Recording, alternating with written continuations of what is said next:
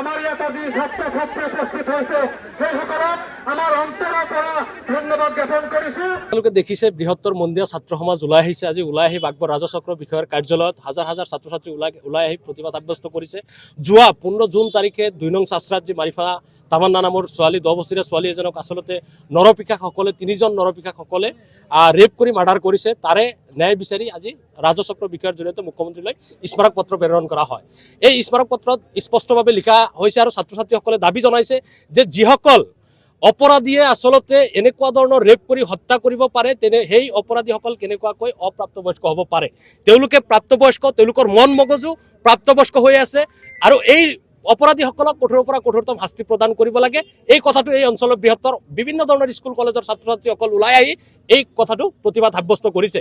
আমি দাবী জনাইছো যে ভাৰতবৰ্ষৰ যি জুবিনাইল জাষ্টিছ এক্ট 2015 আছে, এই এক্টখন নতুনকৈ এমেণ্ডমেণ্ট কৰি আচলতে এনেকুৱা ধৰণৰ যিসকল নাবালক বুলি কৈ নাবালক শিশুসকলক কৈ আচলতে এনেকুৱা ধৰণৰ কাণ্ডৰ পৰা তেওঁলোকক আঁতৰত ৰাখি আচলতে তেওঁলোকক যেনেকুৱা ধৰণৰ চৰকাৰী খৰচ বহন কৰিছে, এই খৰচ বহনৰ পৰা আমি তীব্ৰ বিৰোধিতা আৰু নিন্দা জনাইছো যে তেওঁলোকে এই 15 বছৰ 16 বছৰ বয়সত এনেকুৱা ধৰণৰ ডাঙৰ অপৰাধ সংঘটিত কৰিছে। তেওঁলোকে প্ৰাপ্তবয়স্ক হোৱাৰ পিছত কেনেকুৱা ধৰণৰ অপৰাধ সংঘটিত কৰিব পাৰে এই কথাটো কিন্তু সকলো ৰাইজে আপোনাৰ দাবী উত্থাপন কৰিছে।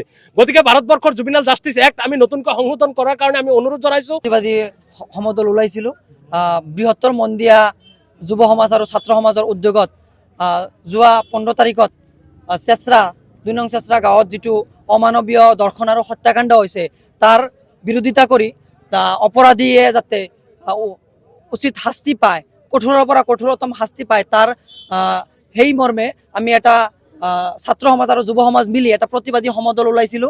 এই প্ৰতিবাদী সমদলটোৱে আজি আমাৰ বাগবৰ ৰাজচক্ৰ বিষয়াৰ কাৰ্যালয়ত অসমৰ মুখ্যমন্ত্ৰী মাননীয় হিমন্ত বিশ্ব শৰ্মা ডাঙৰীয়ালৈ এখন স্মাৰক পত্ৰ প্ৰেৰণ কৰোঁ আৰু এই স্মাৰক পত্ৰৰ জৰিয়তে আমি মাননীয় মুখ্যমন্ত্ৰীক অনুৰোধ জনাওঁ যে আমাৰ সমাজত এনেকুৱা কাণ্ড আগতেও বহুত হৈছে আৰু বৰ্তমানো আমাৰ গাঁৱত বা অঞ্চলতে হৈছে। এই ঘটনাটোক উচিত তদন্ত কৰি অপৰাধীক অতি সোনকালে শাস্তি দিবলৈ অনুৰোধ জনাইছোঁ আৰু লগতে আমাৰ সাধাৰণ ৰাইজক আমি সজাগ হ'বলৈ অনুৰোধ জনাইছোঁ। আমাৰ সমাজত যি ড্ৰাগছ চলি আছে, নিচা মদ ভাঙৰ যিটো মানে অৱস্থা চলি আছে, এইবোৰ যেতিয়ালৈকে বন্ধ নকৰিব চৰকাৰে, প্ৰশাসনে যদি এইবোৰ যেতিয়া বন্ধ নকৰিব তেতিয়ালৈকে এনেধৰণৰ অমানৱীয় দৰ্শন আৰু হত্যাকাণ্ড মাজে মাজেই চাব পাৰিব। প্ৰথমতে এইবোৰ বন্ধ কৰিব লাগিব, তাৰ পাছত আমি প্ৰশাসনলৈ আকৌ সামাজিক মাধ্যমৰ জৰিয়তে অনুৰোধ জনাইছোঁ আপোনালোকে উচিত তদন্ত কৰি দোষীক অনতিপলমে শাস্তি প্ৰদান কৰক আৰু যাতে দ্বিতীয়বাৰত আমাৰ অঞ্চলত আমাৰ গাঁৱত এনেকুৱা পৰিস্থিতি গঢ়ি উঠিব নোৱাৰে তাৰ বাবে আমি প্ৰশাসনক অনুৰোধ জনাইছোঁ।